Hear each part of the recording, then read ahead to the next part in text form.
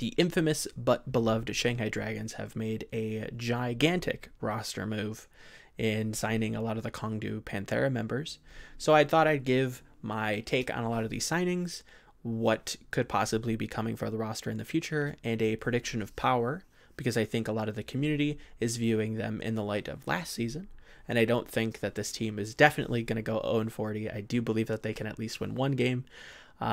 Not to mention perhaps maybe making playoffs. So we'll see. But at leading the pack, we've got Dia. And while I do think Dia is very talented, I don't know exactly how he fits within this system. This is a full Korean team, and Dia kind of is playing black sheep here. I worry about him within this roster.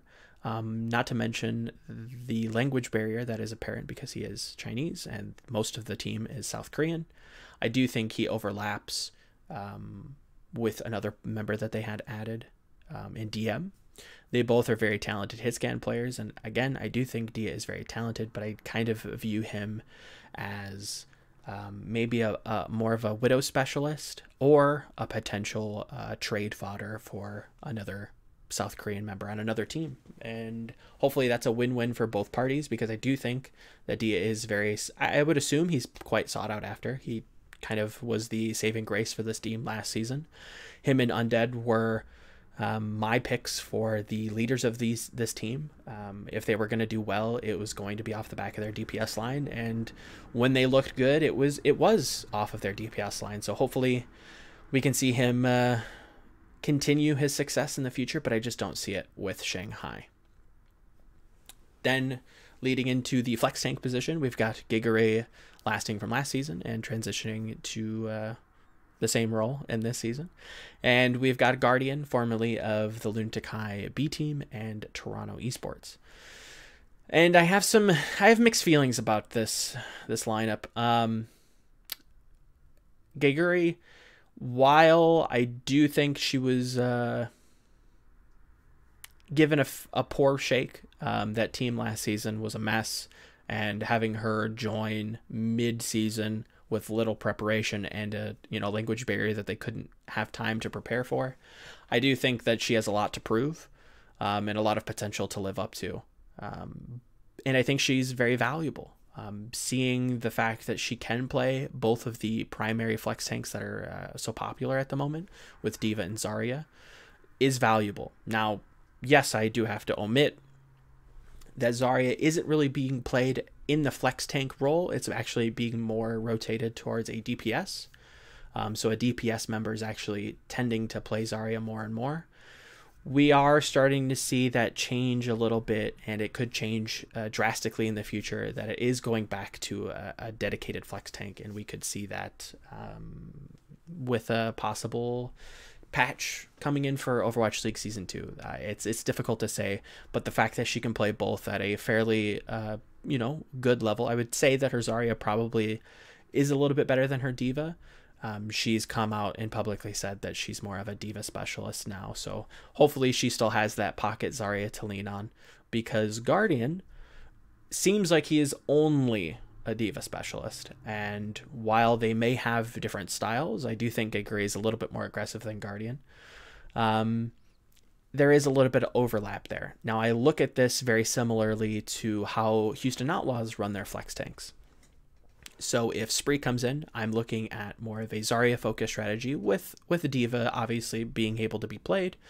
And if there's Coolmat, obviously they're probably not going to play Zarya at all, and they're only going to be playing D.Va. So I could see that dichotomy being added to Shanghai here. But I don't know how to feel about this. I like the fact that Gigare can flex, but Guardian recently hasn't seen too much playtime on Toronto, and he was benched for Krakenlaken due to who knows why. So there's issues there. There's a lot of questions around this team, or at least this lineup specifically. I want to say that Gigare is probably going to be starting here, not to mention the fact that she is a little bit more flexible. I think that given the proper time to prepare in a structured team, I do think that she could be a lot more of a big game player for this team. So hopefully She can do that because obviously she's very beloved, and rightfully so. Being the only female member is important, and hopefully she does well, because last season it was rough, I do have to say. But she has potential. Obviously she's very flexible, and looking forward to seeing what she has to offer in season 2. Next up, I want to talk about Fearless, Ding, and DM. These are my big 3 players for this team. This is my core that I think they're kind of planning to work around. Fearless echoes the same sentiment that I gave Giguri. I don't think that he got a fair shake, while I do think that he stood out a little bit more against the bleakness of the 0-40 curse. I think that given a proper team with a proper coaching staff and a proper structure, he's going to shine very, very nicely. Standing alongside him will be DM, a very strong hit scan player from primarily China, playing with Lucky Future Zenith, which was a full South Korean team that dominated Contender Season 1 and Contender Season 2 with very little opposition. Incredibly strong Widow, strong Tracer. Didn't see him a lot on Sombra, but for the most part, if you need a hit scan, it's going to be DM. Very, very talented player.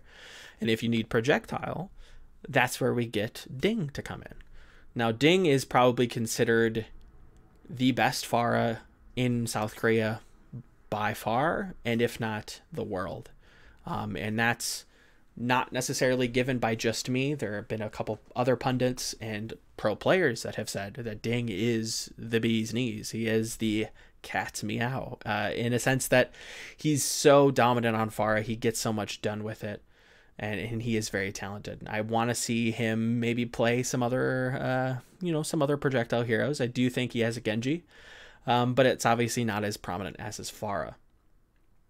Now, while I do think those 3 are going to be the kind of powerhouse of this team, there's this other player that I admittedly don't have a ton of opinions on.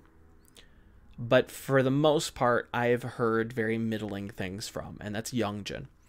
Now, they have him listed in a very peculiar role of flex and main tank. Now, he did play main tank previously, from my understanding, and he does have some flexibility to him. He can play flex tank, he can play projectile, whatever you need, he can kind of do, but it's at a level that I worry about that.